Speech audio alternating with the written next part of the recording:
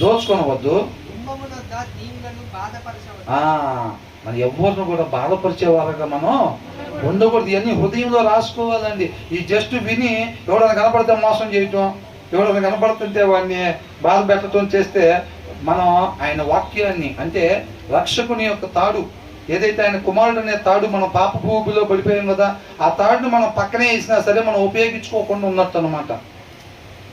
ఈ వచనాల ప్రకారంగా మనం ఒక్కొక్క వచనాన్ని అనుసరించడం ద్వారా మనం ఏం చేస్తున్నాం, ఒక్కొక్క చెయ్యి పట్టుకొని, ఇప్పుడు తాడు పట్టుకొని పైకి ఎట్లా ఎక్కుతాం, బావిలో పడిపోయిన వాళ్ళు ఈ చెయ్యి, తర్వాత ఈ చెయ్యి, తర్వాత ఆ చెయ్యి, అలాగ పైకి వెళ్తాం. మనం కూడా ఏంటంటే ఈ వచనాల్లో దేని ప్రకారం ఎలా ఉండమంటున్నారో ఎలా ఉండొద్దు అంటున్నారో చూసుకొని ఆ ఉండమన్న రీతిగా ఉండటం వల్ల మనం ఒక చెయ్యి తీసి ఒక చెయ్యి పెట్టినట్టుగా దాని కింద వచ్చిన మన జీవితంలో ఎక్కడికి వెళ్ళినా సరే ఆ వచనంలో ఉండమన్న రీతిగా ఉన్నప్పుడు ఇంకొక చెయ్యి పైన పెట్టినట్టుగా అలాగ మనం ఎక్కడైతే పడిపోయామో అక్కడి నుంచి చక్కగా ఉండాల్సిన స్థితిలోనికి తండ్రి దగ్గరికి చేరుకుంటాం అన్నమాట.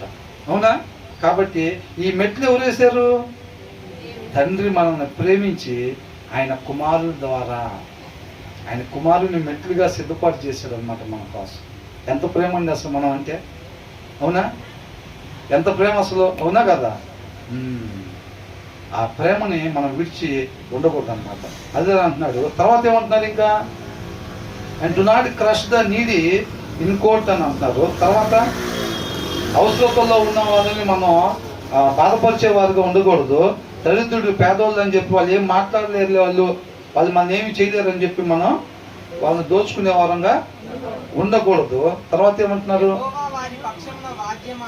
అయ్యా చూసారా, వాళ్ళు దరిద్రులే, వాళ్ళ కాడ డబ్బులు ఉండవు కేసు పెడతానికి. అది డబ్బులు లేని వాళ్ళ కేసులు వాదిటానికి ఇంకొక ఆయన ఉన్నాడంట, అది గుర్తుపెట్టుకోమంటున్నాడు. ఏంటంట, డబ్బులు లేని వాళ్ళ కేసులు వాదిటానికి నేనున్నాను అంటున్నాడు. ఎవరు? అది నువ్వు అనుకుంటున్నావు కదా, పేదవాడు రా, మన మీద కేసు కూడా పెట్టలేదు, వాడు పోతే కేసు కూడా తీసుకో. మన ముందే వాడు డబ్బులు లూటీ చేసేటప్పుడు ఎస్ఐని కూడా వేస్తారు. ఎందుకంటే ఒక తర్వాత చక్కడే కదా కంప్లైంట్ ఇచ్చేది. ఆ ముందు రోజు ఆయనకి ఎంతో కొంత ఒక 50,000 ఇచ్చి కొన్ని సీసాలు పంపించామనుకో, ఎవడు వచ్చినా కంప్లైంట్ తీసుకోడు ఆయన. అవునా కదా? కాబట్టి అదట్లాగా చేద్దాం ఈ లోక తెలివితేటలు చూపిస్తారన్నమాట.